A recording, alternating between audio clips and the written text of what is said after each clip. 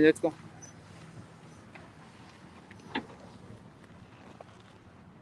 People already started moving.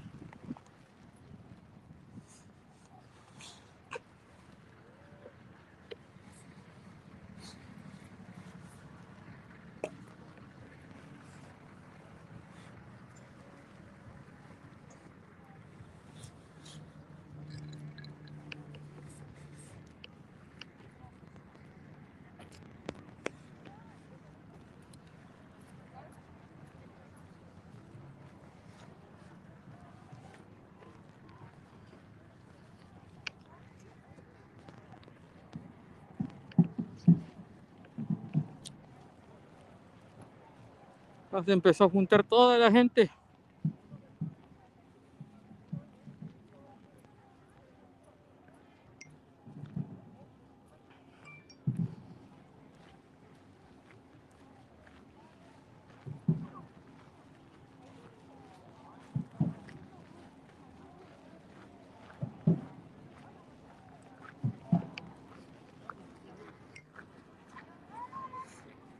Minneapolis, can you hear me? Hello, my name is Ana Vázquez, and I am with MFT, the Minneapolis Federation of Teachers, Local 59. Welcome, community and neighbors families, to the International Workers' Day March and Protest. Ahí está.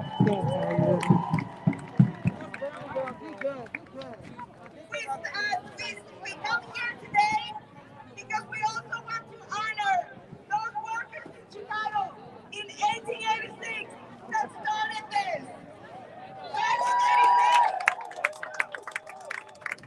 1886, the police killed several union members that were fighting to demand an 8-hour workday. And since then, it is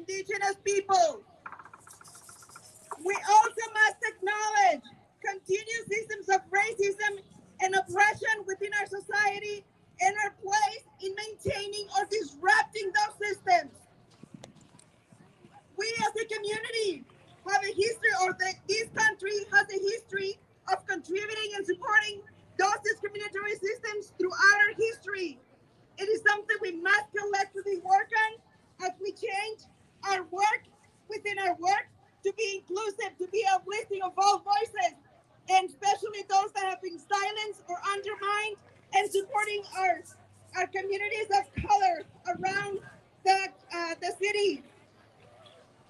We must also acknowledge broader systems of discrimination and racism, especially within the criminal justice system. As we do individual work or work within our organizations and our labors and our unions, we also must have a responsibility to disrupt other systems that perpetuate violence and discrimination against communities of color and the indigenous community. All right. Now we're gonna have some speakers right now that are going to share some of their information with us about their struggles, about their work, so that we can learn. Because only when we are informed can we make better decisions and support our community. So we're gonna have William Martinez, a MIREC member and iron worker. And next, we're gonna have Marcia Howard. So please, those two, come up to the stage here so you're ready to speak. William Martinez. Hey everybody, a happy International Workers' Day!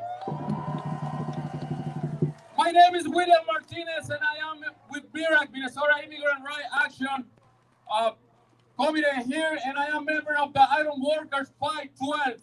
And before, I working with a lot of immigrants with no legal papers to be in this country. This cool, no? But first, I need to say we are Mayans, we are Aztecas, we are the owners, with the Dakotas for this land. So this is native land. So if you told me to speak my language, I'm gonna say, what kind of language you say? You know why? For a long time, when I moved from El Salvador to this country, I came here with no speak the language, with no legal papers, with low pay. I learned working with bosses, coming with exploit you and say you don't have legal papers, so you don't have rights. So I'm gonna say one thing is the struggle with unions and immigrants is this tie. The people start fighting for unions once white immigrants came from Europe. This is the white people, so the history repeats. The immigrants, we continue fighting for our rights. And you know why right now? The big corporations don't support the legalization for all? When I say the big corporation, I'm talking about the political two major parties in this country, the DFL and the Republican. These are the same corporations try to don't give us papers. These people need very low and cheap labor, and this is why the immigrants came there. So in MIREC, we fighting for legalization for all, for better pay, for better rights for the immigrants, and they have the right to be in the unions. And by the way, when I say unions, I gotta say shame and few unions. Unions asking us to have a legal paper for being member for unions. That is bullshit. And you know why? I am a member of unions. It's a lot of people unions here. We, the immigrants, need to fight against our own brothers and sisters to give us the chance and not asking for social security number for being member of unions. So I'm gonna say, if we're gonna work for unions, if we're gonna work for immigrant rights, be side by side with us and don't say shit when we try asking to give us the space and the table.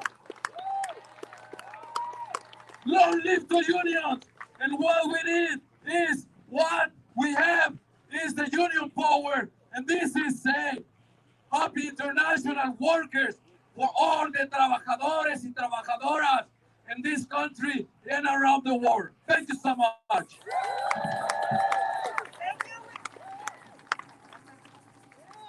you, William.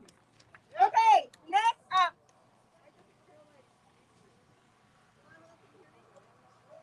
Can you hear me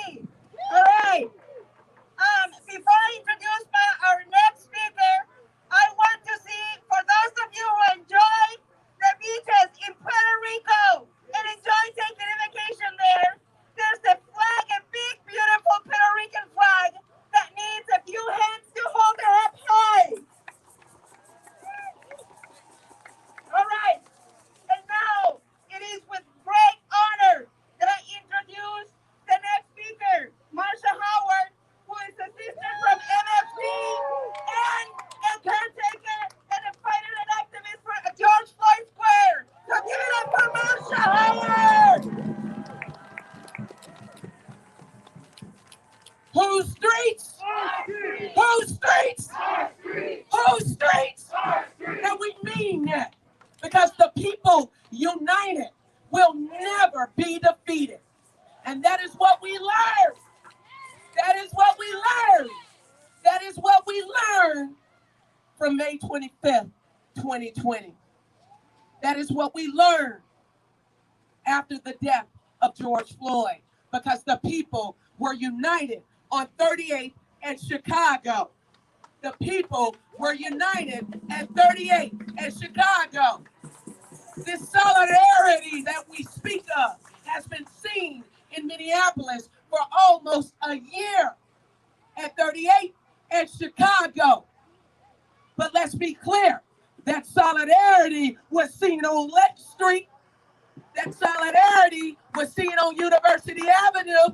That solidarity was seen on 35W.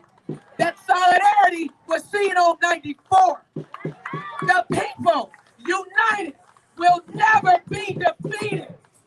People ask, are you tired after 11 and a half months of occupation? And then I ask you, why? Why there? Why now? And I need you to know that the four corners of 38 in Chicago is the intersection of four different neighborhoods: Bancroft, Bryan, Powderhorn, and Central. We are here at this May Day rally, and we're thinking about labor solidarity. Did you know what happened at Bryan? Do you know what happened in 1931 when Arthur and Edith Lee moved in to 46th and Columbus Avenue? See, what they didn't know, this African-American couple, was that there was a covenant against Black folks and Jewish folk. And this man moved in with his family. This man who was in a union, the United Postal Workers Association, he moved in, and the white folks did something that you might be familiar with. They all gathered together and sat in his lawn day after day in protest. How dare you have the audacity, the temerity, the unmitigated gall to move into the Bryan neighborhood? Oh, y'all thought it started with George Floyd? No. How dare you? And so, as they did their sit-in, his union got to work. The postal workers stood side by side, hand in hand, and surrounded his house day by day. They said, to get to him, you have to go through that union. That's what they said. And to be clear, they weren't Black, they weren't Latinx. It was a bunch of white folks, but they were brothers and sisters in that union. Day after day, they stood in solidarity to protect their brother. And what we have done since May 25, 2020, is stand with our brothers and sisters in solidarity, demanding justice. Demanding justice. Demanding justice. I gotta let you know, I am a proud union member. Minneapolis Federation of Teachers, stand up! Stand up! Stand up! AFT, American Federation of Teachers, stand up! Stand up! I'm proud because they show you how a collective action works.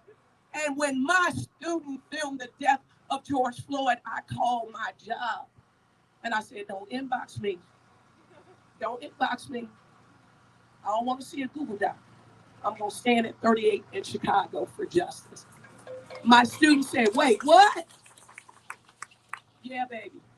Stand for justice. Practice social distance. School is over, but the education begins now.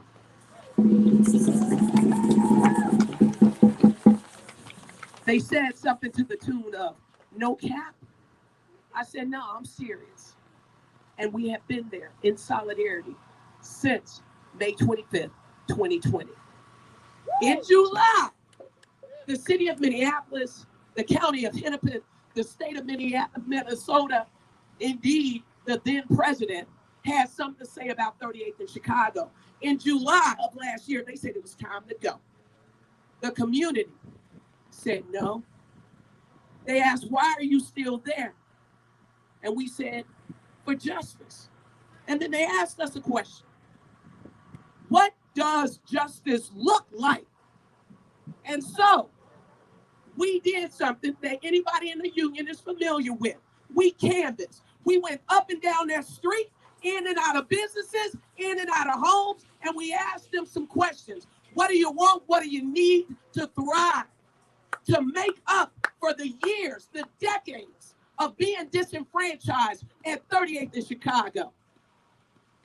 Y'all know how that corner been.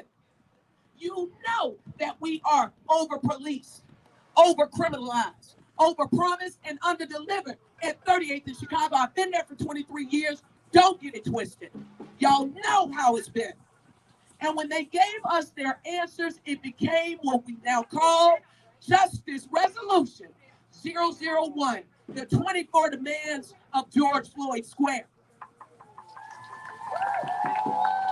And if you ever doubt that collective bargaining works, it wasn't just the people on that corner. It was the people on Lake Street, the people downtown, the people across the river that was part of that collective bargaining. That's part of that leverage.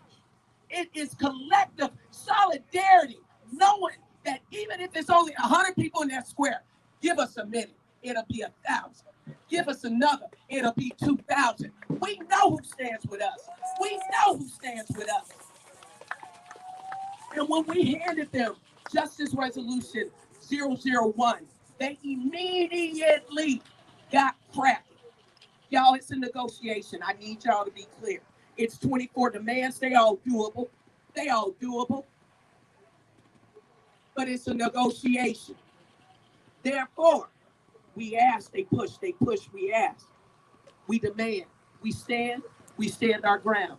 And we use the leverage of collective action in this bargaining process. And people still ask, well, did you get anything? Come see about me. We are there every single day at the People's Way, a reappropriated piece of real estate, 8 o'clock in the morning, 7 o'clock at night, every day, and have been for 346 days. They ask us why we are still there, and we say justice. They say, can we have them streets? And we say, no justice! No freeze! No justice! No freeze! No justice! No freeze! Come on now, no justice! No freeze! And we mean that. We mean that. They say, come on now. How much do you want? What are you willing to settle for? Nothing less than justice. Nothing less than justice. When we stand together, we show and prove each and every day the power of the people. Do not doubt it. Do not doubt it. We have seen it work. We are seeing it work. We will see it work. Stand together. Support your union. Support your brother and sister. Support your people. Support them. And the least of us, the most marginalized of us, need to be recognized as the people that we listen to. At 38th in Chicago, we acknowledge every day we are on stolen Dakota land. We acknowledge it every single day that this is stolen land. And the basis of our treatment in this capitalist system is stolen land and stolen people. And until we tackle that anti-blackness, we will never get equity for Black, Indigenous, and people of color across this country. But here at 38 in Chicago, each and every day, we practice just a little bit more of what it's going to look like. And so, if you want to see what it looks like, come stand with us. Come stand with us. Come stand with us. Come stand with us. Come stand with us. You need to stand because it ain't over. I need you to know this. If you were there on that Tuesday and you were having a a great time because Derek Chauvin got convicted on all 3 counts. Know this, number 24 of Justice Resolution 001 is continue the closure of 38th in Chicago until the conviction of all 4 officers who killed George Floyd. Stand with us. Now there's only 1 down, but it's 3 to go. 1 down. 1 down. 1 down. 1 down. Justice in its totality, as prescribed by the justice demands of 001. Ain't the end all be all. I need to be clear. It ain't exhaustive. It's not complete. But they asked us what we wanted for 38th Street. And that's all we agreed to. 38th Street. They're going to have to see us about everything else. Thank you.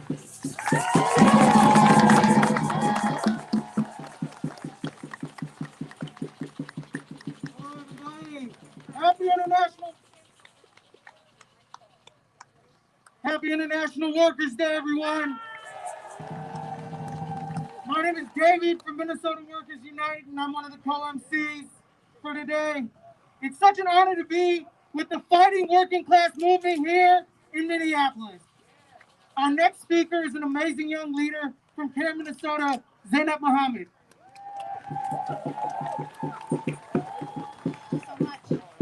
Thank you all so much for being here. It's a pleasure to be here with all of you. And I'd first like to actually say Assalamu alaikum wa rahmatullahi wa barakatuh. Salam means peace. Yeah, okay, cool. I'd first like to greet all of you with a greeting in Islam. Assalamu alaikum wa rahmatullahi wa barakatuh. It's a pleasure to be here with all of you. I'm the Community Advocacy Manager for Care Minnesota, which stands for the Council on American Islamic Relations. We're the largest Muslim civil rights organization in the state of Minnesota. And I stand here with all of you on International Workers' Day.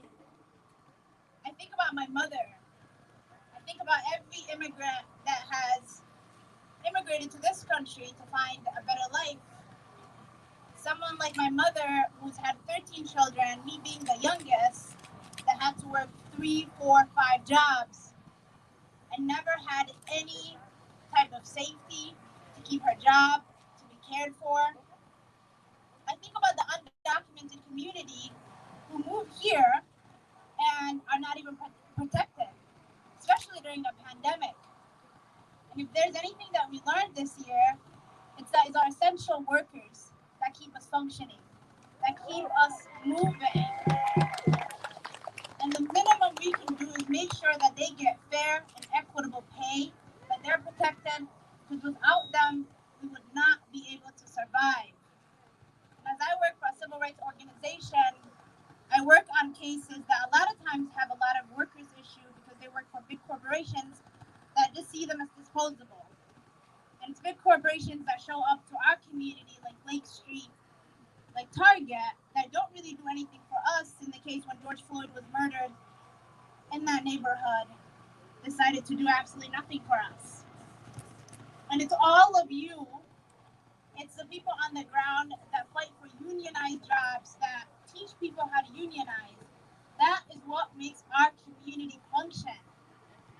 And that's why we're able to have jobs, but we shouldn't have to fight for jobs.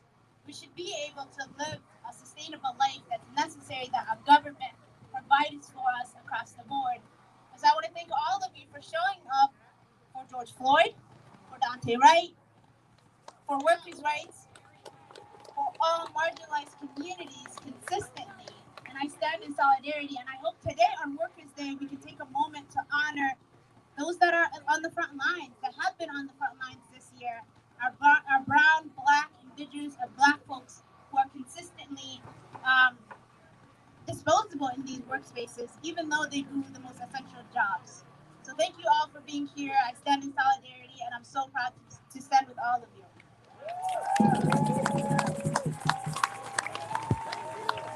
For too long, labor has been fairly complacent to just bargain contracts for their members. And as we start to build a solidarity labor movement, we have incredible leaders that are helping us move in that direction. It's really an honor to introduce next a longtime anti-racist fighter and the president of CWA 7250, Karen Knudsen.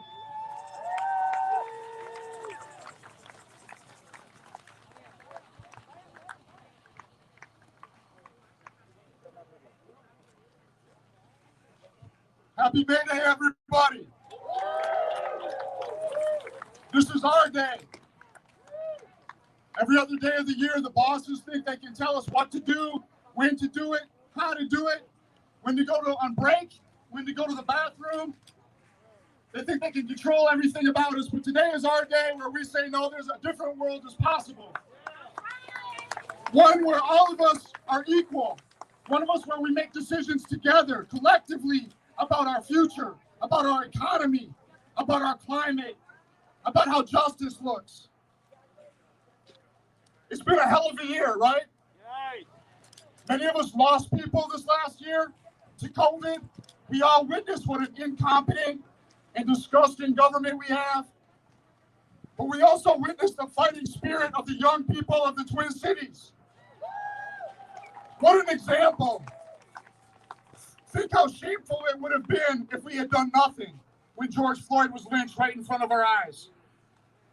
Think how shameful that would have been. Instead, we rose up. And the labor movement needs to learn those lessons. Needs to learn how to fight, how to have solidarity with each other, how not to pay so much attention to the rules, but about how to use our power. And I want you all to know that the corporation that all of us work for, AT&T, is a big, powerful corporation. It runs a lot of people's lives. It owns a lot of politicians. They've used COVID as a cover to cut jobs, to outsource jobs, and to bust our union. All across the country, they've been shutting down AT&T unionized retail stores and replacing them with non-union stores with substandard wages, benefits, and safety conditions. But that's not going to go uncontested any longer. These people here are local, joined by workers around the country, are going to start fighting back. And we want you to be with us, and we promise that we will be with you when you are fighting in your struggles. Because an injury to one is an injury to all. Solidarity forever.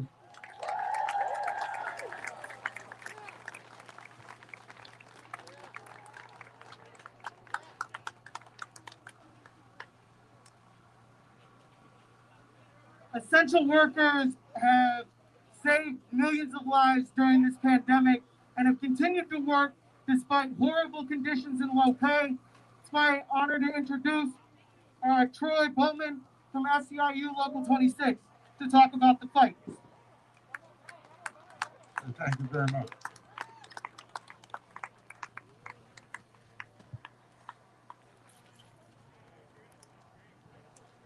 I'd like to start off by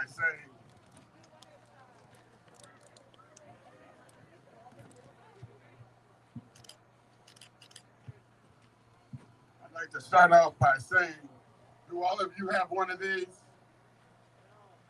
Do all of you have one of these? If you don't, make sure you get one of these, because this conversation I'm about to have with you is about this right here. Getting Walsh to sign for COVID pay and relief pay for us. My name is Troy Bowman. I'm a janitor in downtown Minneapolis and a proud member of the SEIU 26. I'm one of the people that they have called an essential worker during this pandemic. But I'm going to be honest with you, that my experience as an essential worker has felt more like those that view us as expendable. In the last year, I have had to quarantine 2 times, missing over 30 days of work. And I haven't even been paid for that time. At the end of the year, I was not surprised to find out that I caught COVID. Hell, I work in a Target store that brings in over thousands of people every day. I work 6 to 8 hours in there, breathing the air of those thousands of people coming in and out of the store. People like me didn't get a chance to work from home. We're essential workers. We had to be on the spot. We had to be there for them. And you want to know what else we never got? Hazard pay. We didn't get hazard pay for working and keeping the economy running during this pandemic. It makes me so mad that we are called essential workers or heroes, but in reality, we are getting treated like we're not even getting treated like either of those. Today, I am so proud to say that the workers in the Downtown Council and many others have fought and won the passage for the bill of the Minnesota House of Representatives that will provide some heroes pay and quarantine pay for the so many essential workers that need it. Governor Walsh will ultimately decide whether or not the tens of thousands of so-called essential workers like myself get the pay we deserve. The pay many of us have already lost. I personally have talked to the governor, with dozens of legislators, with the press. Now I need your help. That's where these blue pieces of paper come in. Remember, if you don't have one, find somebody that has them so that we can make this work. And if you have them, make sure that after these directions, we do this. Because if he supports us and makes these choices that we need, instead of giving us a nice word, we want him to show us the action now. I think back when I heard the governor call us essential workers at the time, I assumed that my employer or the politicians or Washington or here even in Minnesota would surely take care of the people in the front lines. But now I know. The only people these politicians, no. The only people we're going to take care of, the only people that are going to take care of us is us. Is us. Everyone here, we need you right now. So pressure these rich people, these politicians until we get everything we deserve. Thank you for being here. And we say as we say in the union, when we fight,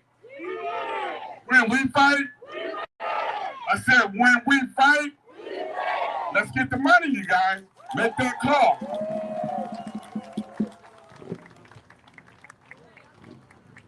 So we're going to get started marching. I'm going to bring up a couple of people from our tactical team really quick to tell us how we're going to start moving.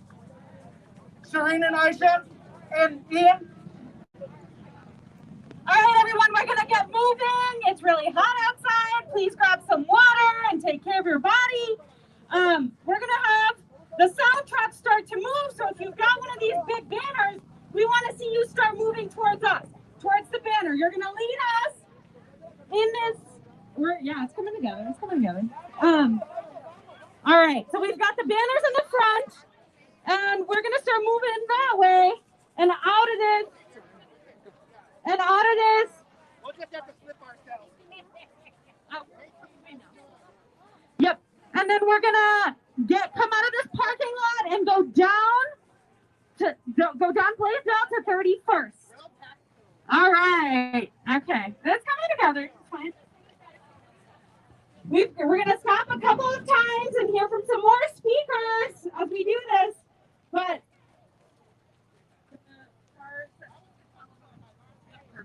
Hi. All right, and so let's start moving together. If we can start having people fill in behind the trucks. We've got a bunch of space here. If we can have you come in and fill in behind. All right, come on over. Your seat.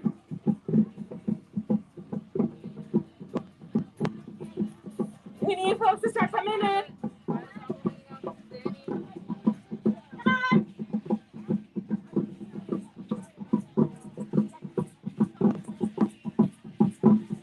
And then if I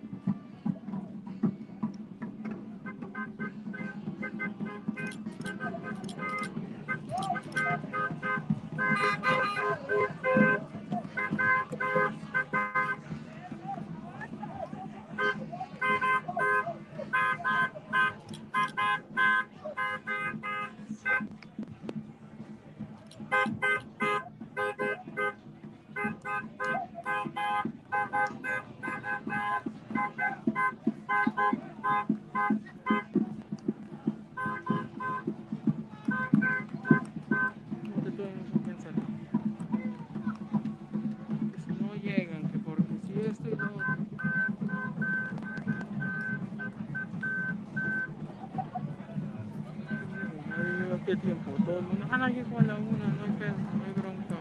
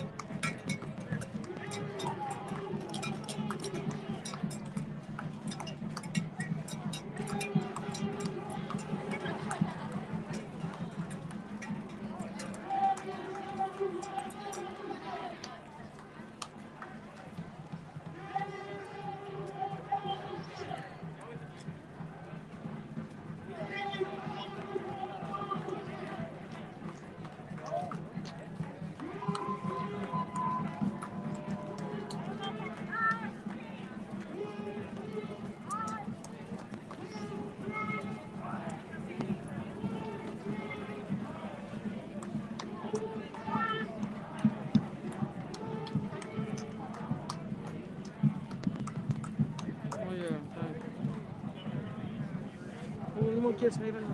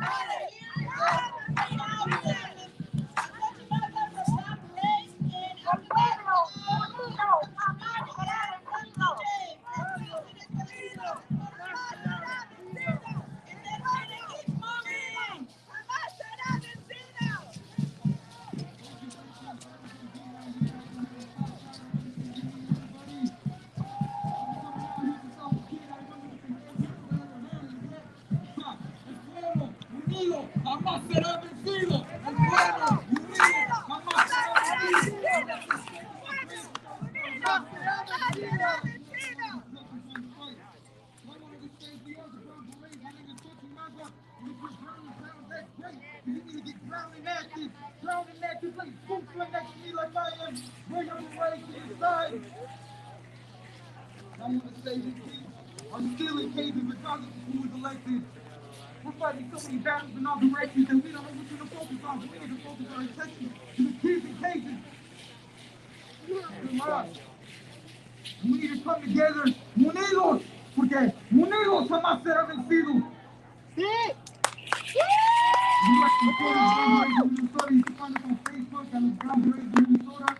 If you want to join, the ground is proud, so being ground connected is a lot better than that. So get like us, and talk to your people, keep the top doing shit for us. Fuck with the Marcha. Thank you. All right. Keeping social distance in mind, we're going to move just a little bit closer. Keeping social distance in mind, move a little bit closer to the sound truck so that people in the back can hear all the amazing information we can learn about our organization. So keep moving just a little bit forward.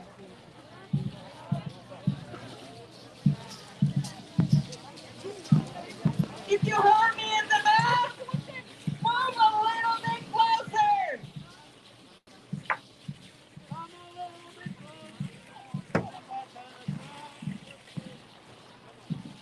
All right.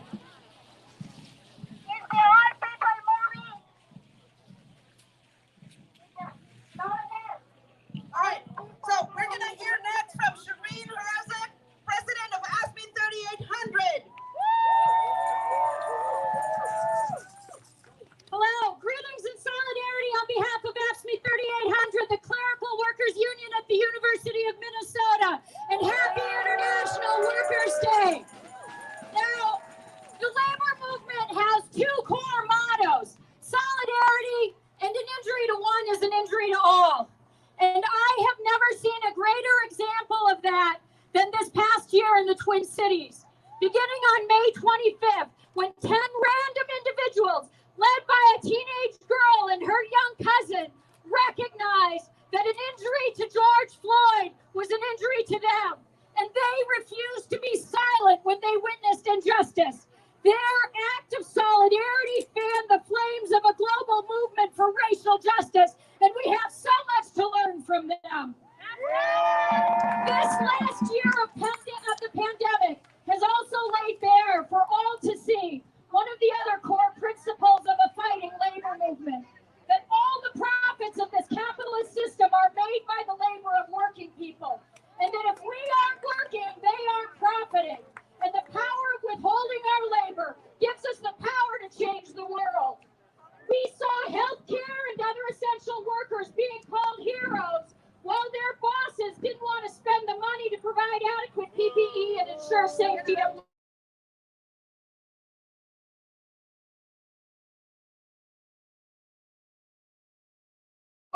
the schools open so parents can go to work so that they can make profits. We saw millions of women workers, and in particular Black and brown women workers, pull double and triple duty, caring for their parents, caring for their children, and caring for their communities, while either working from home or in high-risk essential jobs, or trying to find work in the pandemic because they had lost their job due to the shutdown.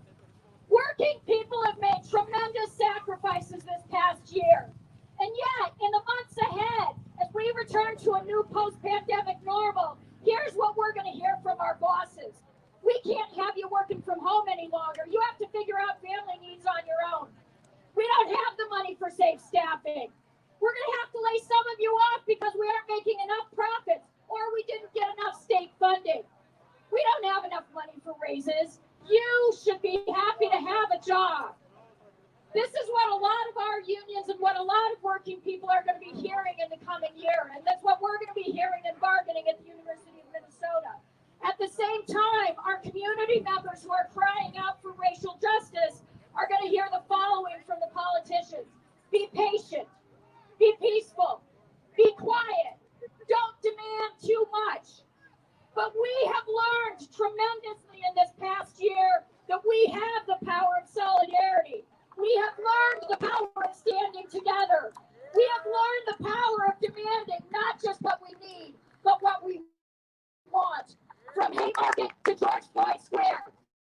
these people learn to fight for more than just crumbs, because we deserve more.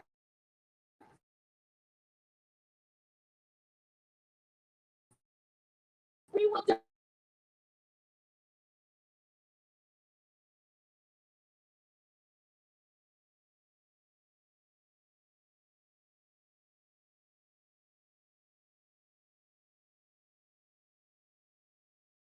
And more. We will fight for when we fight together, we will win.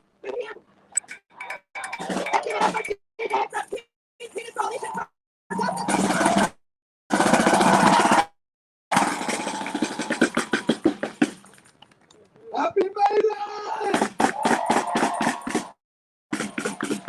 There's a lot of work with police terrorism and stuff like that. But one known fact that people don't know is I'm in the fucking union. I'm in ASME 2822.